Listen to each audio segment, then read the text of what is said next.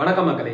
நேத்து நம்மளோட மாணவர்கள் நிறைய பேர் நம்மள்ட்ட கேட்ட ஒரு மெசேஜ் என்ன அப்படின்னு சொல்லிட்டு பார்த்தீங்கன்னா, டிஎன்பிஎஸ்சி சிலபஸ்க்கும் என்டிபிஎஸ்சி சிலபஸ்க்கும் என்ன ஒற்றுமை இருக்கு அப்படின்னு சொல்லிட்டு கேட்டிருந்தீங்க. ரொம்ப சிம்பிளான ஒரு விஷயம் சொல்றேன்.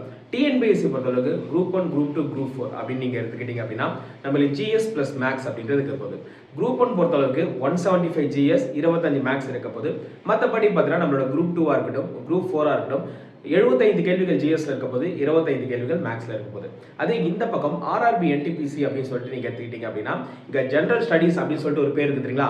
அப்படியே இங்க என்னவா வரப்போகுதுன்னா ஜெனரல் அவேர்னஸ் அப்படின்னு வரப்போகுது.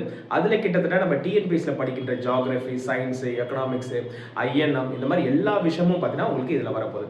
அதே மாதிரி மேத்தமெட்டிக்ஸ்ல பார்த்தீங்கன்னா ஒரு 30 கேள்விகள் கேட்க போறாங்க. அடுத்த ரீசனிங்ல பார்த்தா ஒரு 30 கேள்விகள். அப்ப ஆப்டிடியூட் அண்ட் ரீசனிங்ல ஒரு 60 கேள்விகள் வரப்போகுது. ஜிஎஸ்ல பார்த்தீங்கன்னா நமக்கு கிட்டத்தட்ட ஒரு 40 கேள்விகள், 100 கேள்விகள் அப்படின்றது வரப்போகுது. ஸோ சிலபஸ் வைஸ் பார்க்குறப்ப ரெண்டுமே கிட்டத்தட்ட ஒரு 80% சிலபஸ் மேலே சேம் தான். ஸோ நம்ம டிஎன்பிஎஸ்சி படிக்கின்ற மாணவர்கள் பார்த்தீங்கன்னா ஜிஎஸ்க்கு இம்பார்ட்டன்ஸ் அதிகமாக கொடுப்போம், மேக்ஸ்க்கு கொஞ்சம் இம்பார்ட்டன்ஸ் கம்மியாக கொடுப்போம். இதுவே இந்த பக்கம் நீங்கள் எடுத்துக்கிட்டீங்கன்னா மேக்ஸ்க்கு நம்ம இம்பார்ட்டன்ஸ் ரொம்ப அதிகமாக கொடுக்குற மாதிரி இருக்கும், ஜிஎஸ்க்கு கொஞ்சம் கம்மியாக கொடுக்குற மாதிரி இருக்கும். ஆக மொத்தம் ஆவரேஜ் எடுத்து பார்த்தீங்கன்னா ரெண்டுமே சமம் தான். ஸோ அப்போ டிஎன்பிஎஸ்சி படிக்கின்ற மாணவர்கள் கண்டிப்பாக என்டிபிஎஸ்சிக்கு ப்ரிப்பேர் பண்ணலாமா அப்படின்னு கேட்டிங்கன்னா 100% பண்ணலாம். I wish all the very best.